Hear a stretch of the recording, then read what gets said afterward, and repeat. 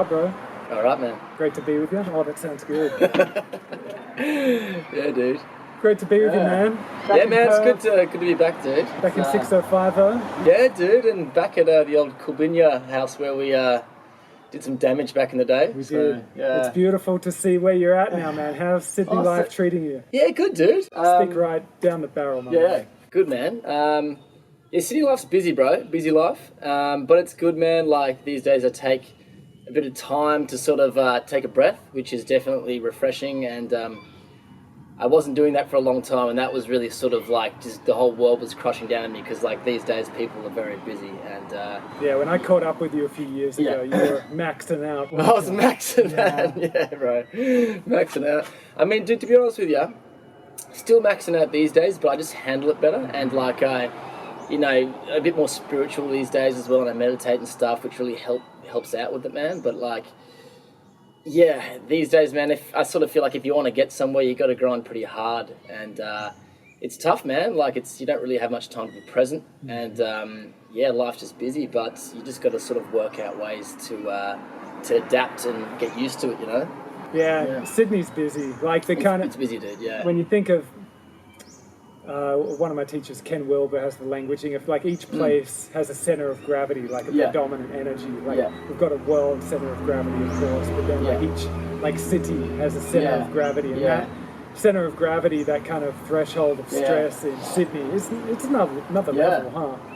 It really is, man. And coming back here makes me realise how chilled Perth is, because I mean I'm in the hustle, but I'm right in Bondi. Everyone there's just there's a lot of things going on there, man. So everyone's trying to make it real hard, or people are just partying too hard. But there's so much noise there, you know. So it's really hard to get away from it. So it's actually like really nice to be back here, to be honest with you, man. I feel like it's refreshing being in Perth. No, I hear you. We spend a lot of time in LA. Similar vibe to Sydney, kind of times 10. Yeah, times 10, dude. But still, like, when you compare like Bondi to the coast of LA, like Venice Beach or something like that, like there's a real... You can't compare it? Can't compare it. But yeah, it's pretty crazy, man. Like around Venice and stuff, I find it, like everyone's got this like fake persona. It's like, like I sort of feel like in Sydney, like, you know, you can talk to someone and you can, they're like, you know, you can suss out who they are. But a lot of the times if you're out in Venice or LA and you talk to people, and they've got this like real fake persona, and it's like this. I've already made it persona or something, and like it's really hard to nut out who the people behind the curtain really is, you know. But yeah, I've met a lot of people like that in LA and Venice, and I didn't really like that much. I like to see the real person, you know. And I think, you know, being genuine is pretty important, you know. And a lot of people sort of lose, you know that part of themselves when they're trying too hard to make it, if that makes any sense. It totally does, and that's one of the main things I really love about you. I mean, you're rocking it in the Instagram world. Quite Insta famous, and like it's just going through the roof, and it's very physical what you're doing. Very about the physicality, and you look incredible. Thanks, and and you're hanging out with hot women. It's just like it's a whole thing like that. Yet you have a beautiful way of always like bringing it back to something genuine and beautiful, and like gratitude and heartfelt, which I really love. Like I love when people can merge kind of mindfulness into all the aspects. You have to, man. I mean, because Instagram's a very narcissistic thing. You know what I mean? And like, if you want to do like, because the way I work with Instagram is I just like look at my best posts and I look at what works, you know, and I just recreate what works and make it better every time. And in doing that, like, you know, you paint a picture of yourself which sometimes isn't actually you. So a lot of people probably think that I'm really up myself and I'm really like, you know, whatever, but like that's like, well, I don't think I am. I might be. I don't know. I don't think you are. No, cheers, bro. I don't think I am either. But good call, though. Huh? Yeah. But I just do what works, man. And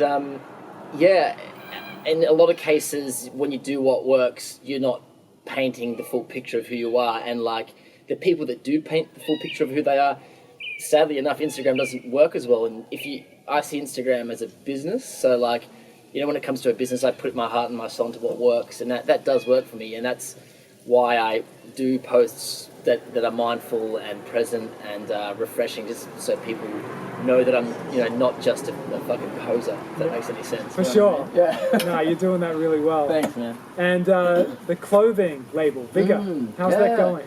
Yeah, man, dude, like, that label freaking broke me, man. Like, the amount of work that went into that label, and, man, I made a profit out of it for the first time the end of last year, dude. Right. And that took 8 years, dude. And it just goes to show, man, that like, businesses, they don't fail, man, but people do. So if you're giving up on a business, man, the business didn't fail, you just gave up on it, you know what I mean? And, the main thing that's selling now is, the belt innovation. Yeah, so I've got that video was genius. I love that. Yeah. I'll leave a link below, and for people that haven't seen that. That was about two and a bit years ago we did that video, but if I could go back in time, you live and you learn, I would do it much differently. That video didn't actually work, man. I sold a lot of belts, didn't make any money though. So the cost of like logistics and shipping and all that sort of stuff, and then marketing the video, I didn't, like, I was selling belts and like barely making any money because there was so many overheads. So the online game is pretty hard, and I'm making good money out of the belts now, selling at market stalls, believe it or not, like just in person, and there's no middleman. You just, boom, someone likes it, they buy it. And I was actually shocked at how much money you can make through market stalls. And I always avoided market stalls because I was like, like, market stalls are for like popper people selling bracelets or something. I don't know, man. But I gave it a crack a couple of months before Christmas, and I made thousands, like, within a few months, you know what I mean? So I made really good money. So, so, now the new picture is, with the belts, is I got approved in the patent. That was only 3 weeks ago. That took like 3 years to get approved. Congratulations. So I've got a patent on a world first innovation, and going to save a bit of cash, I think, and try and go to America and do some trade shows, just some wholesale trade shows in Vegas. Apparently that's the best way to get wholesale orders. And if I can get some good orders, I'm set up to make them in Australia. I'll make the first batch myself, which will be a pain in the ass because it's a lot of effort. But then I'd take the profit to India or somewhere like that and try and set up, manufacturing over that way. Because currently you're doing it yourself? Yeah, I manufacture every single belt myself. You bought like a big machine that does it, I bought a big hydraulic die press, and I've got all the bits and bobs that make them. But, like, my goal these days is trying to create time for myself. And at the moment, I barely have any time. I'm just probably sleep like 5 to 6 hours a night. And, if I'm not making belts, running the masonry business. I've got a stone masonry business, so we just specialise in like stone architecture, like church-styled houses, church buildings and things like that. And, if I'm not doing, so I've got the masonry business, the label, Instagram, and then I've got an accommodation business as well. So between those four, man, like I'm literally like borderline going insane some days. Yeah. Well, it's a good time to push the envelope with that before kids and all that pop up, because that takes it to another level. And if I wasn't going to have kids, I wouldn't be trying as hard. But my main goal is to set myself up for when I have kids, because I don't want to be... I mean, everyone says, like, when you have kids, you'll find the money and stuff. Not always the case. No. So I want to set myself up and be able to enjoy my, raising a family and not have to, work my ass off on a 9 to 5 to provide, So that's the idea. If I can build all four businesses at the moment make money, but I need all four at the moment to get by, and I'm just trying to make one or two. I don't want to do the masonry business, so I'm doing less of that. I'm concentrating on the accommodation business and the label and obviously Instagram. And if one of those starts making more money, then I can sort of phase out one of the business and create a bit more time for myself. So that's the goal at the moment. Yeah. Great. And the Beastmaster. Yeah, man. How'd that go? It was impressive watching it, man. Oh, it was just, dude, it was fun, man. And I just, the whole time, in my head, like when I applied for it, I just already knew that I was on it for some reason. Sometimes things just feel right.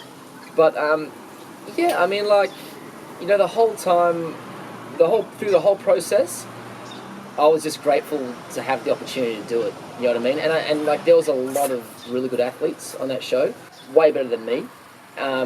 But I mean, it's a mind game as well. I'm physically capable, but there's some people there which are so physically capable that have grip strength, which they can hold onto a bar for 10 10 minutes. My grip strength only lasts about 3.5 max. You know what I mean? Some of the rock climbers there, and one of the rock climbers, actually most of the rock climbers did really well on that show. But yeah, I mean, a lot of people there, like, you know, I made a lot of friends on that show, and you know, behind the scenes, like, I'd chat to people, and so many of them are just like, I'm going to win it, I need to win it, I need the money, I need this and that. And I think that was actually their downfall. And my approach was just like, if I fall off the first round, like, that's what it is, and I'm just happy to have been there. And like, I think in that situation, like, a lot of people sort of forget to enjoy the experience, and it's like sort of like a once in a lifetime experience. So yeah, my whole thing was just being there to enjoy the experience, you know, like, just like breathing it in, man, just enjoying it, you know. And I believe that's the reason why I did half decent on the show, is just because I was there to enjoy it, you know. As soon as you put too much pressure on yourself, you tend to screw things up, you know. So yeah, I've been speaking with quite a few elite athletes lately on the podcast, and that's a reoccurring conversation. It really is, yeah. Of that balance of like really going for it and getting after it, giving it everything. Yeah. And refining those skills, but then knowing when to let go and just be present, and it's a fine balance. Yeah. Huh? Yeah, it is a fine balance, man. Like, when I was at the hotel on the show, just, you know, on one of the off days, I was chatting to, you know, CM Punk? CM Punk is a famous American wrestler. He was one of the hosts. But I didn't even realise who he was, and we were having a chat in the spa for an hour or something, and he was saying, oh, I'm doing UFC now.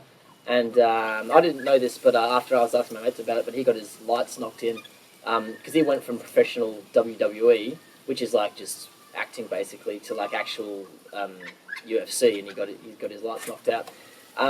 But you know, we had this chat, and I was like, you know, like, I'm just there to have a good time, and he's like, you're gonna do well then, because like, and he was saying with the UFCs, like, it's ridiculous how much better the athletes get as soon as they make that decision that they're going to be there to enjoy it rather than they're there to win, you know, because it's like there's less fear and there's less pressure, and I think there's more focus when you don't have fear and pressure on you, and more true strength. Like, when we're taking it too serious, the nervous system jams up. We get tight. The performance is totally limited. When totally you're fluid and relaxed, it's another level. Yeah, because you could be the best athlete in the world, and there was some wicked athletes on that show which just screwed up like midway, you know, and it's just the pressure. So being a really good athlete, like, yeah, that helps, but also mindset is like 50% of the whole procedure, you know. Your training is incredible to witness. You go hard, huh?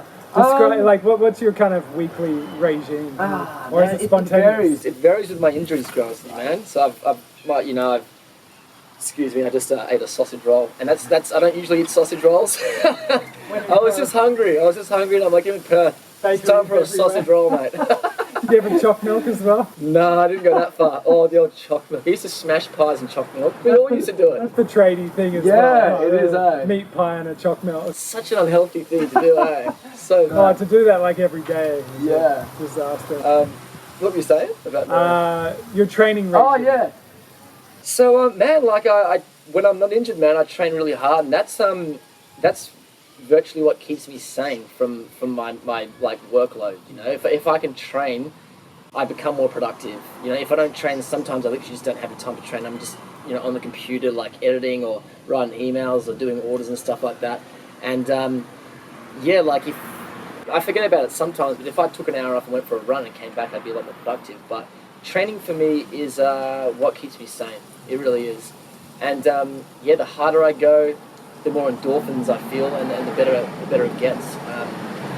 So you could say that like, you know, doing the Instagram stuff and training and stuff, that basically is a business which helps me with other businesses as well, just because it's training. And it seems like you've got a really cool crew in Sydney, like the camaraderie. It's really cool people there, man. Like, it took me quite a while to build a good group of friends. I mean, I've got quite a few friends, and they're like, you know, I'd have one group, and they're really good blokes, and they party really hard, and partying's not really my scene. But you know, like, there's a good crew down at the outdoor gym, and a lot of those guys are really good friends of mine now. And but yeah, you know, all things take time, and like, if you do what you love, and you meet more people that do the same thing, that's where your real true friends come from. Yeah. Now, you've always been ripped, shredded, and been able to eat a shitload. Yeah. Yeah. Yeah. You can't get over this one. You know me too long, man. Yeah. If I bring out like a workout plan, everyone's going to be like, oh, it's just a load of shit. He's just like that now. Thanks, buddy. No, I mean, like, I do put it, I mean, I'm more shredded now, a bit more shredded now than I was back in the day. Oh, for sure. Yeah. Like, you've been putting on mass like crazy. Yeah. I mean, it looks like that. Okay, yeah. Dude, like, I make good videos. Like, in real life, I'm not that good, I don't think. I just fucking know how to edit good videos. Yeah, I mean, I've been blessed with, like, genetics where I don't really put on that much weight. Although I did like a 3-month trip, went to America and Brazil and South America and stuff last year. And man, I didn't really train much, and I ate a lot, and I did put on weight. Oh, okay. I came home and I couldn't really see my 6-pack, so I definitely do put on weight. Like back in the day, always shredded. I was doing stonemasonry like freaking 50 hours a week, man. So no matter what I would eat, that would just strip straight off me.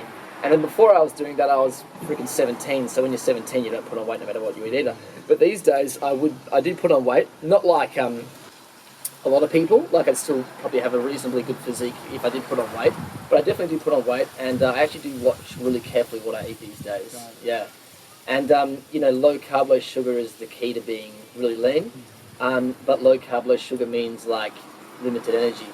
So a lot of times if I'm training or if I'm doing like soft sand runs on the beach, for instance, like a month ago, I was eating really low carb, and I did like 1 lap of Bondi, and it just rinsed me. I was so tired.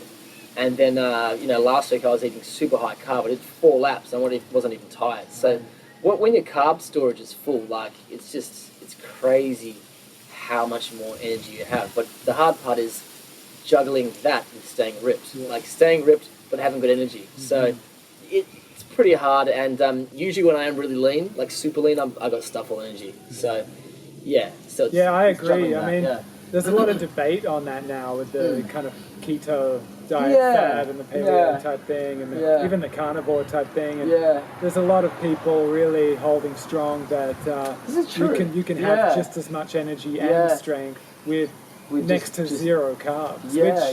I mean, it does work. I've got some mates that do it, and it works for them. I've never done it long enough or dedicated to it enough to actually see if it works for myself. Neither. It's always a short term. Yeah, I would like to do that though, but I mean, like, I would like to do it. I might do it one day, man, but like one of my firm beliefs is just everything in moderation, like, I mean, these days I'll eat really healthy, like 5-6 days a week, like I'll intermittent fast maybe 4 times a week. I'll have like a reasonably small lunch, and then I'll have like a massive dinner, which is just like, pumpkin, asparagus, spinach. I'll have like a chicken breast or like a big salmon fillet.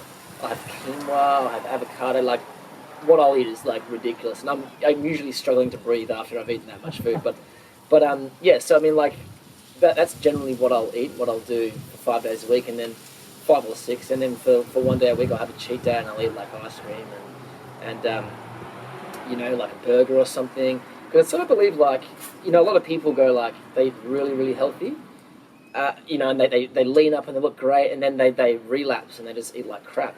So you can't, if you really do like eating tasty junk food, you can't sustain just eating healthy if you have those cravings, because they're going to come back at some point. So my big belief is just in moderation. Like if you're eating really healthy 6 days a week, then you can reward yourself for that 1 day a week and have a cheat day and eat whatever you want. And usually when that cheat day comes, you eat like 1 cheat meal, and you're like, you don't even want to eat another one, because you're like, oh yeah, right, that's what it's like. You know what I mean? So as long as you can, like just moderate and eat healthy, and then just have that 1 cheat day a week, then that's sort of, it'll satisfy you enough to get through the next week, and you feel like you deserve it too, because you've been eating healthy for 6 days straight. Yeah.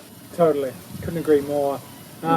Reflecting back to 605 days in the hood, when you first started getting the vision for being a designer and getting your label happening, I do remember some it's no wonder why you had to go to Sydney.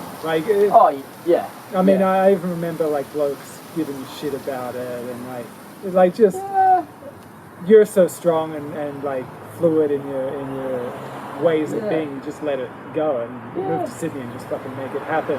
But just kind of speaking to people that have a dream, have a vision of like whatever it is, a label, a business, creating music, yet they're in a tribe, a surrounding, a culture, whatever. Their family's giving them shit. They're crushing their dream. Like the tall poppy syndrome type thing is huge in a place like Perth. Yeah. And people love to like just crush your dream. They like, do, man. They and do. Even if they care for you, like it's such a unconscious thing. People. It's very true, man. So true. And like a lot of people, even if they're your good mates, they'll love to kick you while you're down, sort of thing. And like, man, like, dude, I'm very, very sensitive to that, and I'm very aware of it. And I use it as like, dude. If I didn't have people doing that to me, I may not be in the position I am in now, because that's the main thing that drives me. And with the belt thing, like, I had multiple people being like, yeah, man, but it's just a belt, and they're like, yeah, right, man. Like, and I was like, if I sell like 1,000 belts, I'm making like X amount of dollars. And they're like, but that's 1,000 belts. Like, everybody, like a lot of people, about 50% of people were just like very negative about it. But man, that is my drive. That for me, that's just like, all right, I'm going to show these people that they're wrong. So I use that as fuel. And all the haters, like you get haters on social media and stuff, and like for me, I'm just like, bring it, because that's the number one thing that drives me is the haters. That's awesome, man. Yeah. Is there something you do to like, or are you just quite, you said you're sensitive, so you feel it? Oh yeah, I feel it, man. I mean, like, everyone's sensitive, dude. But yeah, man, like when I feel it, I just, it's weird, man. Like I get this feeling in my stomach, and I'm just like, it's almost like it's driving, it's fueling drive and ambition. I'm just like, all right. And then I was just like, wait, buddy, wait to see what happens now. And I just work twice as hard. I don't know. It's weird how it works like that. Yeah. Because there is a yoga metaphor, you could say, of turning poison into nectar. Like using the breath, using affirmation, maybe movement to shift, like, say, anxiety. Like you feel sensitive, you just got like hurt or whatever, and you're able to shift it into vitality. Sounds like you're doing something like that. I guess so, dude. I guess so. But it is sort of sad when people, you know, when people are happy when you're down. But I guess it all sort of comes down to jealousy, dude. Unfortunately, it's jealousy is a big thing, and I mean, like, if people are feeling irrelevant, they're feeling like they're not shining. And they feel insecure as well. Yeah, definitely, man. I mean, like, I even feel like that sometimes. Like, everyone feels like that, so I can definitely relate to people that feel like that. And you know, like when I do feel like that, I just remind myself that you know, like you shouldn't really be putting that energy out into the world. You know, it's like people need to be. To become more aware of the energy that they're conveying as a human being. And, you know, there's no real education on it except for, I mean, you go to school and they just basically put you in the grid and they tell you how to work a 9 to 5, and you come out of school and you just have to go to uni and study and then work a 9 to 5, you know, and it's also getting, like, socialized and awarded when you're doing good, put down when you're doing shit. Kind of feeds that neurosy. But yeah, I mean, like, when you think about it, there's so many ways to make money, and a 9 to 5 job is just one of them. You know what I mean? Like, you can, like, there's heaps of ways. You can buy something and on-sell it. You can make money online. You can, you know, create something and sell it. Like, you could do anything, you know? Like, I met a guy on a plane on the way here, and he's just starting up a mining company. You know what I mean? went to Nigeria, and he's just starting digging holes and stuff. Like, there's a lot of different ways to make money, and pretty good, yeah. And I think if you just sort of put yourself in the box and you think, all right, like, what's a way I can earn money without working a 9 to 5? All these doors. If you just ask yourself that question, all these doors sort of open up. You know, like all my businesses I have aren't on hourly. Like the masonry is quoted. the labels per piece. The accommodation business is like ran at like, a percentage of rentals and things like that. So and Instagram's just paid posts and things like that. So, but if you just put yourself in that situation where you have to earn money without working per hour, there's a lot of doors about it. Inspiring. And you've said you've been exploring meditation. That's continuing, huh? Yeah, man. Yeah, dude. I actually have fallen out of whack at meditation, and I only really do it now when I really need it. But when I do it, twice a day, I am a lot more relaxed and way better off, and I need to start doing it. Just like stretching, man. Like I don't stretch enough, and things just keep getting in the way, man. I just get like sidetracked with doing things. But meditation, definitely when I'm feeling like a bit lost and a bit anxious, meditation is definitely my key to sort of to relax. And a lot of the time I just sort of like go for a walk by myself and just like be present and just thank the world, man, because gratitude is definitely a good cure for anxiety and stress as well, man, because like a lot of people don't know how good they've got it. And when you realize that like, just the odds of evolution putting you here and giving you this life is freaking second to none, man. So like people forget how much of a gift just living a life is. You know what I mean? No matter if you're making it, no matter what, just like having the ability and the chance to just like be like see things and breathe air and feel things, like it's amazing. And like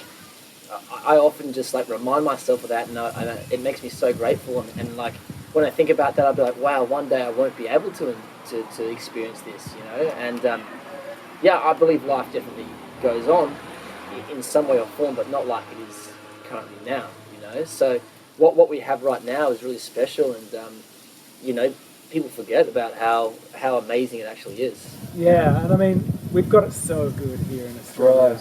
We've got it so good. Yeah. We've got so much space, so much support. Yeah, we really do. Yeah. It's relatively safe. Like we've got so much freedom here, and I think what feeds that lack of gratitude is kind of like a double-edged sword. It's like a blessing and a curse that we're so looked after here. And I think people get complacent.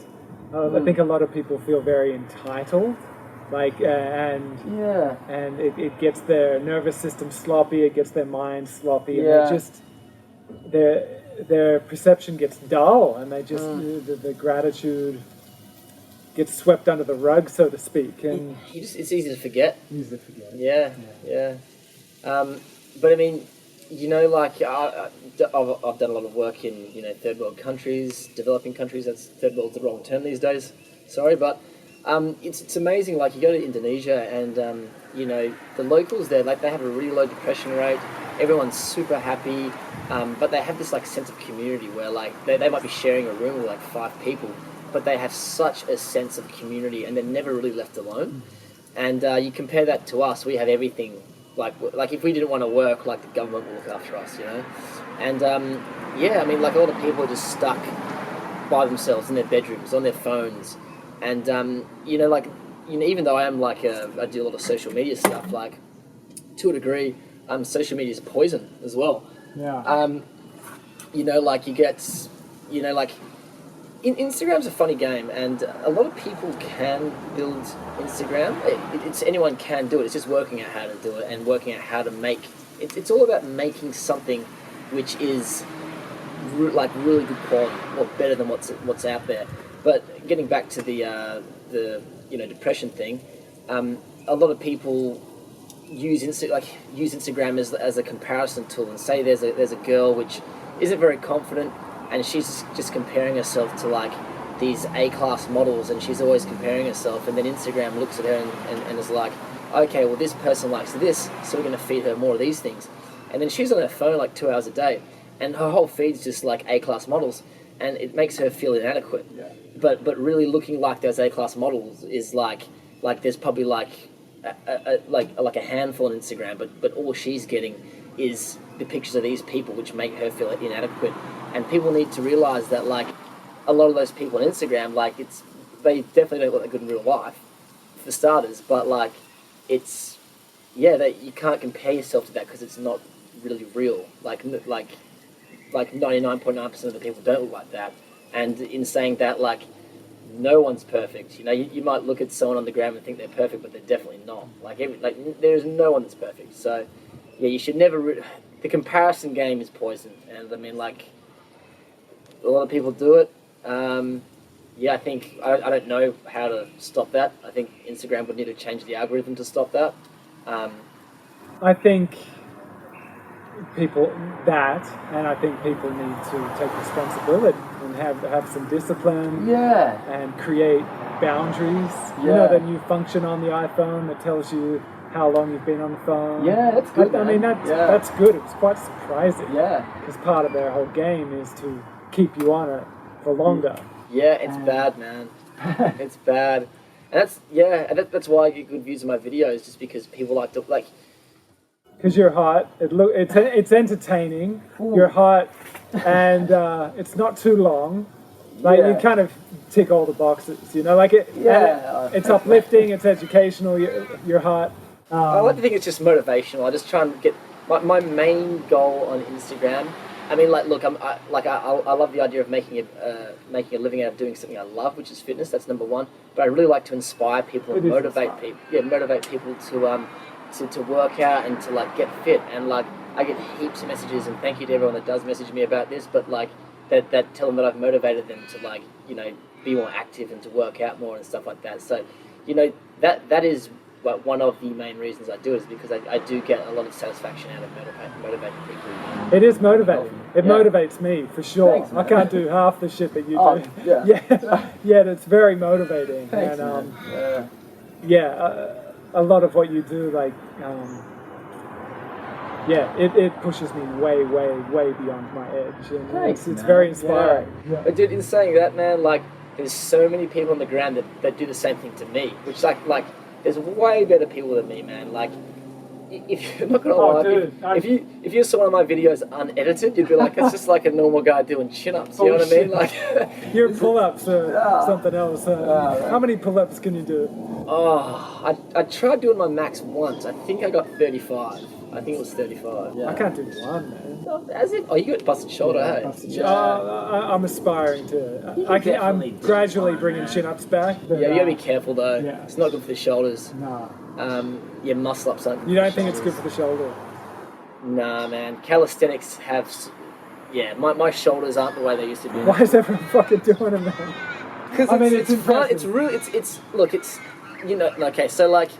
If you're smart about the way you do it, it's alright. I'm not that smart. I need to stretch more, I need to do more yoga, and I just prioritise things which I need to do, and I haven't been prioritising stretching and yoga. But if I do yoga like 3 times a week, my shoulder injuries go away, you know, but it takes about a month to get there. And then I'll get into yoga for a few weeks, and then I'll get sidetracked or too busy doing something else and I won't do it.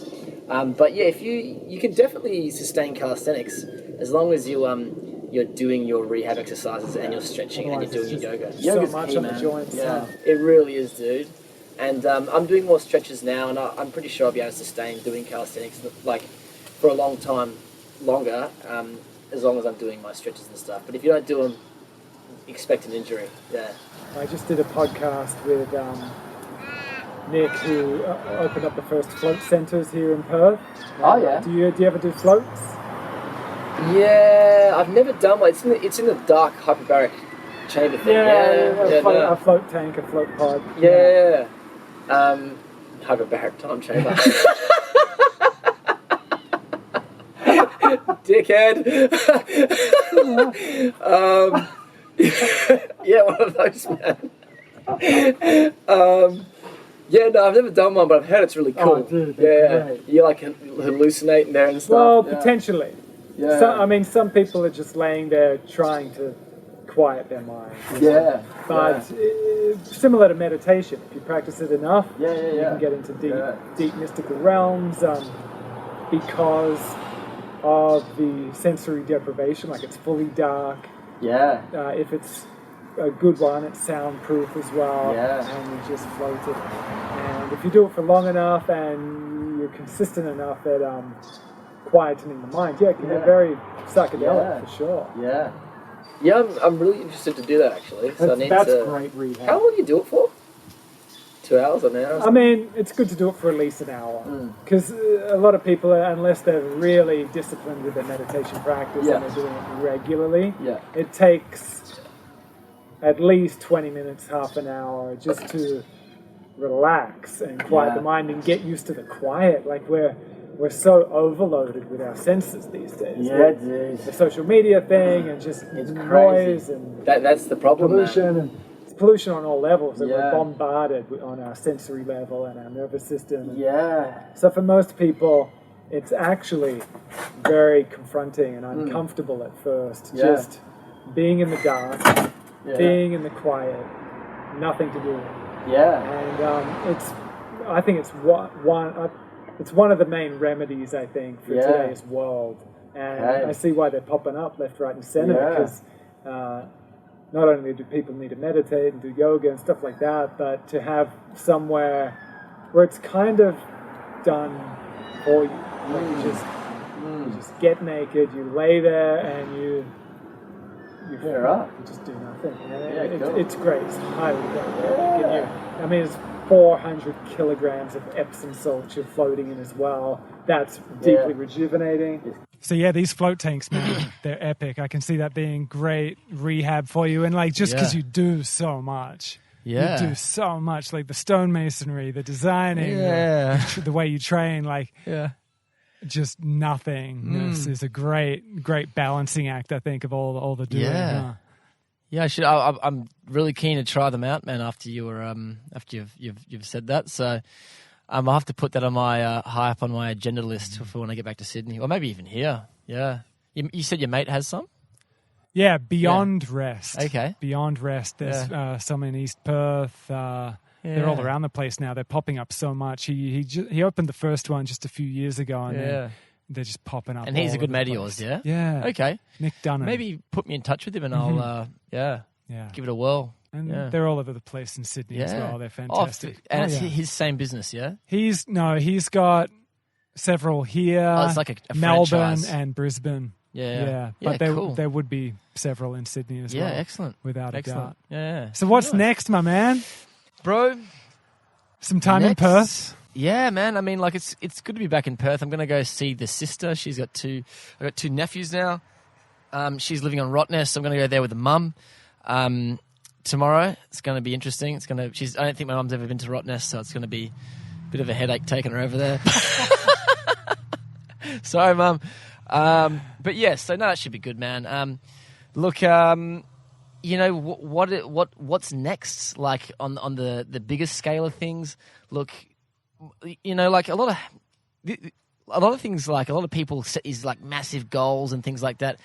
You know, I don't set really huge goals for myself anymore because I think, like, if you set goals too high and you don't make them, it can be pretty frustrating. It can be pretty detrimental on your health sometimes as well because you set these goals which are massive and a lot of people set goals too high to achieve, you know? So I think everyone's one goal that everyone should have should be just to actually be happy with the goals they've already made and be happy with what they've got in life. And I think, being happy with that is definitely like that's going to do some good for you. Being happy with what you've already got, and yeah, but no, I couldn't agree more. I think we should talk to that a little bit more because I think it's really deeply ingrained in our culture to not be grateful, for one, that we touched upon before, but also people have regularly admitted that they fear they won't get shit done if they get grateful. Really? People admit that all the time, like when they really get honest with like their inability to get content and happy and present. Often they will admit, fuck, like I'm scared of letting go of my my anxiety, my constant I sort of had that drive for constantly future ambition. They're scared that they won't be motivated enough to get up in the morning. So I think it actually is a deep growth and development, like maturing to be able to like be driven and productive and get shit done without which is hard. Being neurotic and just fixated on those goals. So I hear you. Yeah, I used to use my anxiety. My anxiety was the one thing that drove me actually back in the day. And it definitely drove me. And I did have that belief whereas if like I hated it, but then I was like, oh, if I don't have this, I wouldn't be so productive. And I had that belief for a very, very long time. And I still do believe that, like I literally get like I reckon my adrenal glands are always going off when I've got stuff to do. But it does drive me, but it also sends me a bit AWOL where I'll just be trying to get stuff done and I'll be trying to do too many things and I won't get as much done as what I would if I was actually calm and chilled out. Like my beliefs from, back in the day when I used to do things with anxiety, they're different now. Like I would definitely prefer not to have it, and I have less of it now.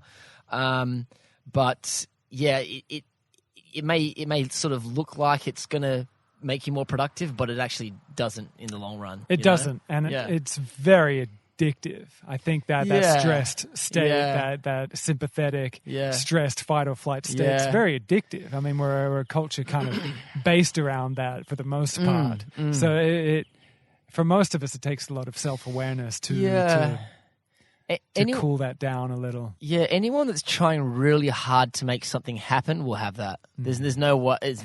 I mean, like, there probably is a way to do it without having that. But I mean, like, 99% of the people are going to have that anxiety when they're really trying to push hard to make something. Yeah, unfortunately. No, I don't think anxiety is a bad thing. I don't at all. But when it accumulates and isn't dealt with either a mindfulness practice or just exercise in general. And like if we're still stressed out as we try to get to sleep at night regularly, having nightmares and shit, that's a pretty good indication that it's not working for us, like in the long term. Man, even now, like when I wake up in the morning, like I get like a jolt of adrenaline. Like as soon as I wake up, I get like this kick of adrenaline. I'm like, whoa, I got to do some stuff. And I have to like really sort of like calm myself down to relax again. But that's something that I never used to have. But obviously having a lot of shit on your body, like as soon as your mind's on, it's like, shit, man, you got to get some stuff done. Man, like it's not good, but...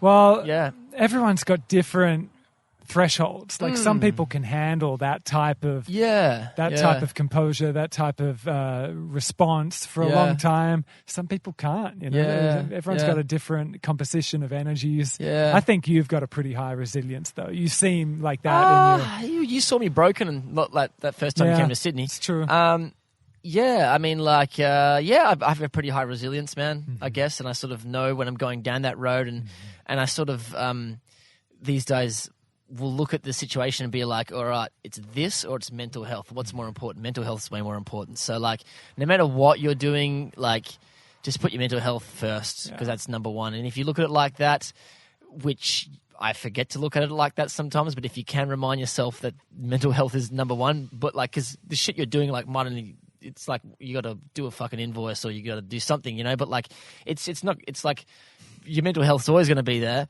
whereas it's a bit of work. Just like let it go, Mental health is number one. Yeah. But what you were saying, the big picture, like everyone, like I get asked a lot, like what are your goals? And I've been asked that a lot lately, and my reply lately has just been like, you know what? Like, I don't really have goals now. I'm really happy and grateful for where I'm at. I have like visions now, and it's vision is sort of a goal, but like I do have goals. So, but I just don't set my freaking life and everything on goals anymore. No, I understand. I put a big part of life is just being here to enjoy life because. Man, like we're here for a good time, not a long time. I mean, like 80 years might be a long time. It actually really isn't, man. Like in the grand scheme of things, like the world's been here for 1 billion, it's going to be here for 1 billion more. Like, our lives on this planet is only like a millisecond in time. So when you think about all the people that have lived before us and that are going to live after us, life is actually super short. So when you think of it that way, you should just be enjoying life, man. But yeah, I mean, look. my visions for the future is to find a lovely wife and to raise a family, and I'd like to just keep building certain businesses and be lucrative and just enjoy life. Like my main goal, actually this would be my main goal now, is just creating more time for myself to enjoy life. Because right now I enjoy it, but like I have very limited time, and I guess you need more money to create more time for yourself. So yeah, work on a few businesses, get them generating a bit more money, and create more time to enjoy life. Yeah, that'd be it. Currency. I think the game of currency is the grid, man. Yeah, and we're at an interesting time. Like the game's changing. Yeah, and it's going to be interesting to see where currency is at in like another. Who knows? Ooh, I mean, you won't even. It'll be virtual in 10, 20 years. You won't even have dollars and cents. There's no more doing cashies, unfortunately. Yeah. But yeah, you never know, man. You never know. Yeah. But yeah, time is freedom. It really is. Yeah. And the ability to go beyond time. Like that's what meditation is, really. Yeah. Going beyond time. So even when you're cramped for time, you can go beyond time and be deeply refreshed. Like I hear that from a lot of people that are super busy, juggling multiple jobs, being a parent, and saying they don't have the time. Like we've all Time's just something we've made up, man. Time is something we've made up. It's not even real. But the whole world runs on it. So if we can bring into our day states of gratitude, moments of mindfulness, and just stop for a moment, we can transcend time. Yeah. And it if we do it enough in the busy moments, it's like it slows down time. Because time is just a perceptual thing. Like you do something you dread and it feels like it's years, so true, man. And you do something you love and it goes like that. It's insane how fast time goes by in like now that we're over 30. Yeah. Like, man, it's just flying by, dude. Yeah. Like, it's crazy, dude. You're 35? 35. 35, man. Yeah. 32 this year, dude. It's crazy. Yeah. But in saying that, man, I'm the healthiest and the happiest I've ever been, dude. Yeah. You know what I mean? So Same. Yeah. And for your goal of parenthood ahead, I will just vouch that it's the best thing ever. Thanks, bro. Like I couldn't be happier and healthier, and life is just getting more and more fun. Yeah, being a dad, like man, that old kind of It's the belief system. That man. old Everyone belief system, like, but it's sometimes you just need to change your beliefs, man. Like people have these beliefs, like I mean, this is like criticizing myself, like it's like I'm so busy and I don't have time and this and that. By saying that to myself, I'm making it. Yes. I'm making it true. Yeah. You know what I mean? If you believe it, if you believe something different, like I can make time for that. I've got time to enjoy myself, whatever. Like it's true, like it's a belief system, It you know? is. People are planting that in their subconscious mind and it's just getting laid there, that neural pathway is just firing in their brain every time. You just need to change that, And again, the center of gravity, like if we're around certain people that have a certain belief system and the power of suggestion, like taking on other people's expectation and their projections. Like I get it all the time from old mates that I catch up with that don't have kids yet. Often they'll kind of sarcastically, but also kind of marvel at like, okay, you got 2 kids and doing all this stuff and you're not fat. Like they're kind of expecting like daddy fat. That's what they call daddy it. Like, fat's just daddy fat's just. It's just the person, man. Like, it's their own doing. It's not their kids. No, you can still cook healthy, man, and have kids or eat healthy. It's just funny these stories we create. But anyway, man, I know you need to get off to dinner with your family. Thank you for your time. Man, great to hang. dude. Great to catch up. I'd love to do this again. Yeah, for sure, bro. When we're in the same place at the same time again. You're an inspiration and. Good luck with everything and keep rocking it. Thank you, man. Dude, I don't feel like I'm that much of an inspiration. I just feel like I'm just a normal guy, man. That's all we really are. Yeah. It's all people, inspirational people are, is we're all just normal people, man. Like, and some people just do things differently. That's all it really is. Well, I think that's what is part of the inspiration is that, it's no big deal. Thanks, man. You know, Yeah, that's you, the man. inspiration is the humility in the awesomeness as well. Yeah, man. Thank you, dude. Yeah, man. It's been a pleasure, dude, and it's been really good seeing you, man. It's been a while, and especially since the last time I saw you, I was just a stress head, and to come back to Perth and come a long way, and man, just to be happy and to be living life, man, and to be back at the old Kulbinya house where we used to have a few beers when we were under 20, just tearing it up back in the day, man. It's always good. It's always good to come back here, man. It brings a lot of memories back, and it's great, man.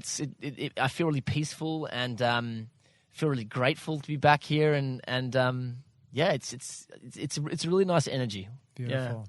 Well, Mark, all the best. Thanks, Much man. love. Much love, bro. Thanks, dude.